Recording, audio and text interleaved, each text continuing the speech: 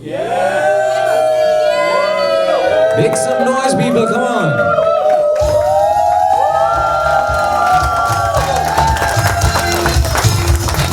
This is a wonderful effort by Megha. And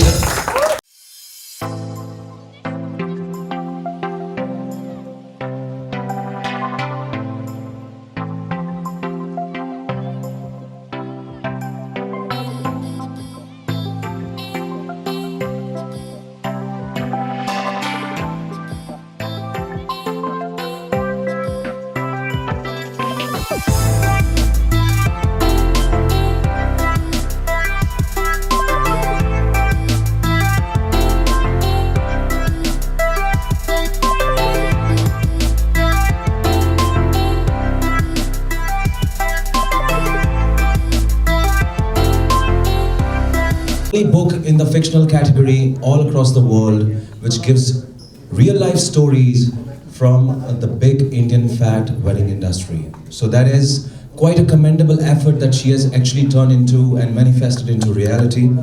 Now a little bit about Megha. She's been into wedding photography from past 10 years and has covered more than 900 weddings. She was the first female Indian photographer who actually galloped into this industry and has won awards and accolades for her work for the past 10 years and been a part of the elitist and the most biggest Indian weddings which happened all across the globe. So ladies and gentlemen, first let me hear a big round of applause for Megha Israni. Talking a little bit about my book, which is The Jitters Behind the Glitters. It's an endeavor, and firstly it's a dedication to my father. It was his idea, it was his brainchild. I think, being in the film industry for very long, I think when I used to come back and tell him stories of what I saw at weddings, he used to always say that, start journaling it down and, start writing it down. And I think when COVID hit us, there was no other option for me. We used to keep fighting. And within those fights, he's like, if you stop fighting with me, you can start writing. So when I used to say, how will we cope up? There are no weddings, there's nothing happening. So he said, chill, just start writing. And I think that's when I started to write. That's when the journey began. And that's when the thoughts started to flow down until I hit a roadblock. But the most beautiful roadblock, which was Yash Bhatia. I fell in love and I said, okay, now I don't feel like writing anymore. But it's been 2 years that it has taken for the book to see its daylight. These are 9 real stories of 9 brides of mine through the last 10 years that I have captured. It talks about dowry taken and given. It talks about marriages still today in India happen depending on the market value of the bride. Unfortunately, we yet exist in times where if today girls talk about no dowry, so why alimony? There's a very nice chapter on that as well.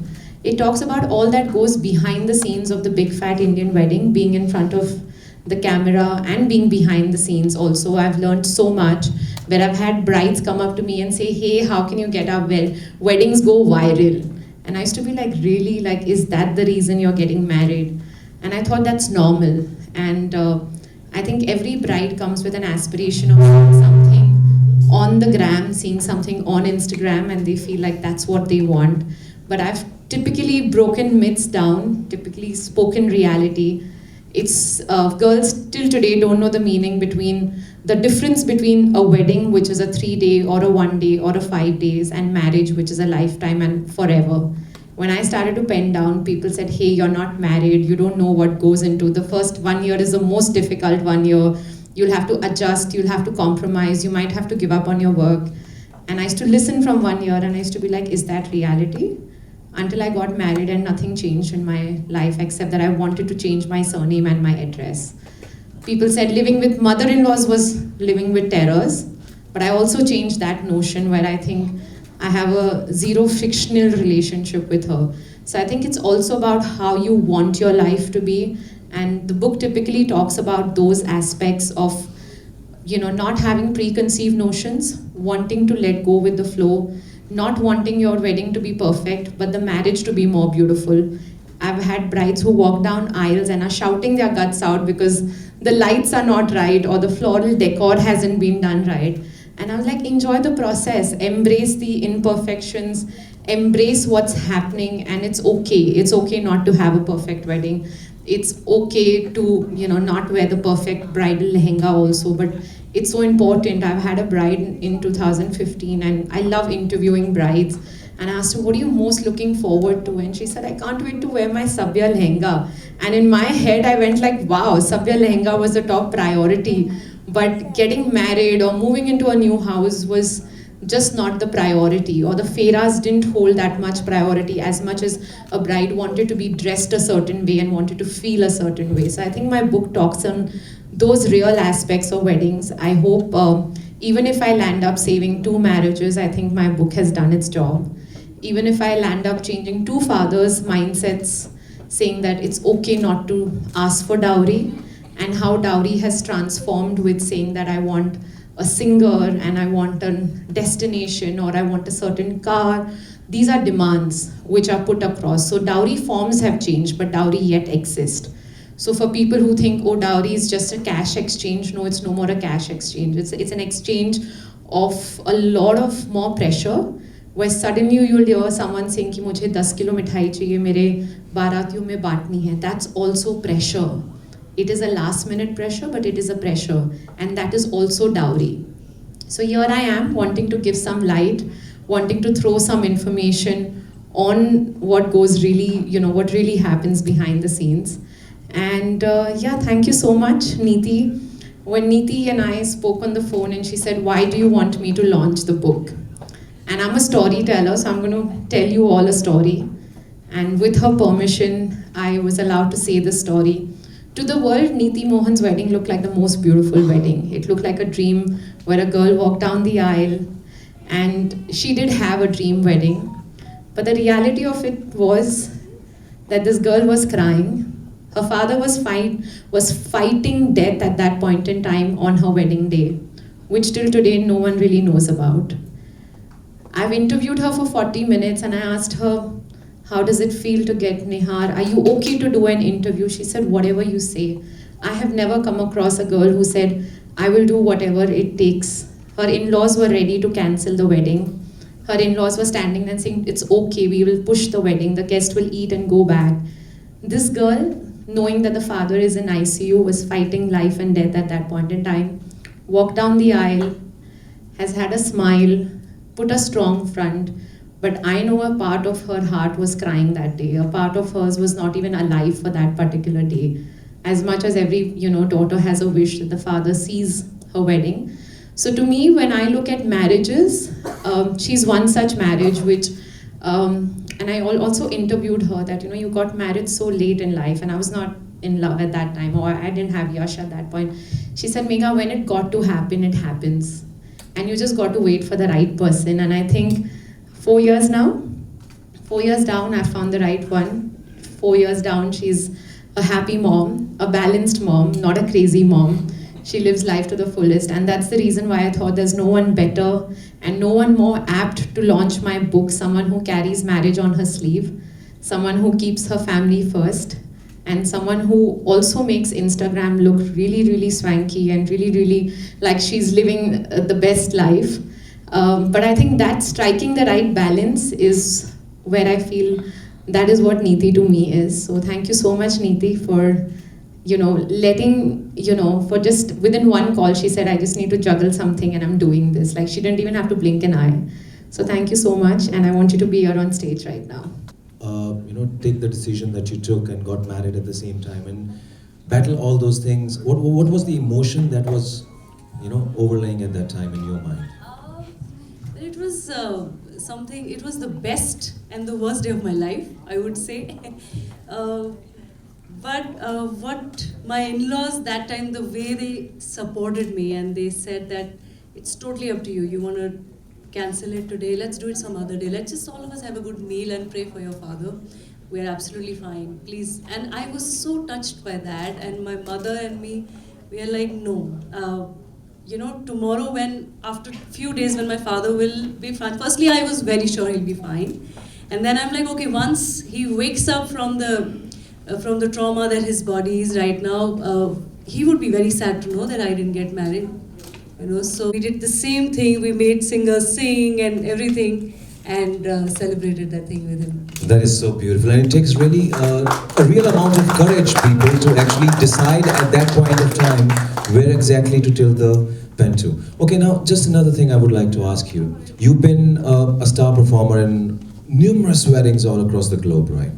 So, what is one thing which makes you in awe of the weddings, and which is one thing which actually makes you feel that I want to just run from here? The one thing that makes me believe in weddings and marriages is two people coming together and two families becoming one. And one thing that makes me run away is when, when there is no soul. Are there and it's many only things? about, no, I think, okay, bad food makes me run away. That was a very diplomatic answer, right? You saved your soul on that. Okay, one more thing. What is one memory that you carry, from your wedding, apart from this, that actually made you stand next to Nihar and think that, that as far as this gentleman is there in my life, I think the life is going to be beautiful? Well, as I was walking down the aisle, I was holding on to my tears that मैं बाद में एक साथ रोऊंगी, अभी नहीं रोऊंगी, मेरा makeup खराब हो जाएगा. And but as in when I walked towards Nihar and I saw him crying, is where I was like, this is all so worth it. He was crying and I was not, and I was like, this man has my heart forever. See, men do cry, people. Okay. I think this was this time when men crying was not a trending thing at all. 4 years back, like seeing a guy cry, I think in 10 years of my career, I'd also never seen a guy cry. And I think Nihar stands out to be the first one. After that, it's become a trend that, it's like natural to cry, and the reels go viral. So I think it's become a very natural trend. But 4 years back, it was pretty an unusual one. I asked him, why are you crying? I said, listen, you were going through so much, and still you came for me. I'm like, yeah, ab tum bachoge nahi. Okay, Megha, I would like to ask, did Yash cry on your wedding too? No, Yash didn't. Because Start crying from the next day, okay. Great. No? He's still laughing? Yeah. Okay. I see the smile, it's a very pretty smile, right? I know what Megha fell for, right? Okay.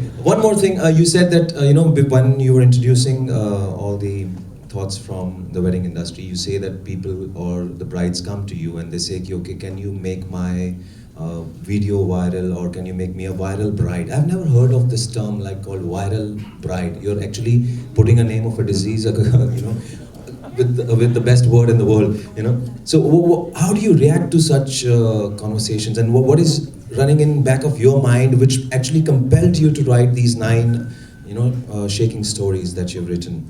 So honestly, even I was not exposed thanks to the social media world that we all live in, where suddenly one person's wedding was a virtual wedding, right? So you started to get the words called virtual wedding, where people started seeing weddings on Instagram, and it's okay not to even attend the wedding. So I think when brides come to us with aspirations saying that I want a video to be very trending, I wanted to hit some lakhs of views, it kind of takes I kind of feel sad, because the purpose of you getting married is wanting to showcase a certain wedding which is a CR's wedding, or which is in lakhs, right? So your aspiration is to kind of make a beautiful wedding so that it attracts a certain audience wanting to watch your video. So I think the whole source and the whole soul of the wedding is lost in weddings like that, where they have an aspiration. If it goes viral, it's a very organic product. When Neeti didn't even want to put her wedding video out, I had to literally fight it out with her. I said, please put it out, put it out for me, if not for anyone else. Yeah, so that's what so we literally had to fight it out, and I said, I want to, I want to put it out. She was not even okay to put anything out, except for a picture out saying that I'm married. She didn't have an aspiration to put anything of that sort out, but it was me who compelled her and said, let's put this out. She'd made a song for her bridal entry.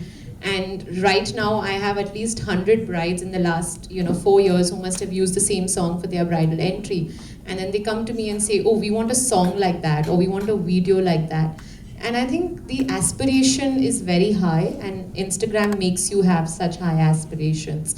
It makes you want to do all of that. So I'm not a very big fan of viral weddings. Yes, if the organic product happens to be a viral wedding, great. If people like what you've put out and it goes viral, great. But you can't be getting married with the purpose of saying that I want a viral wedding.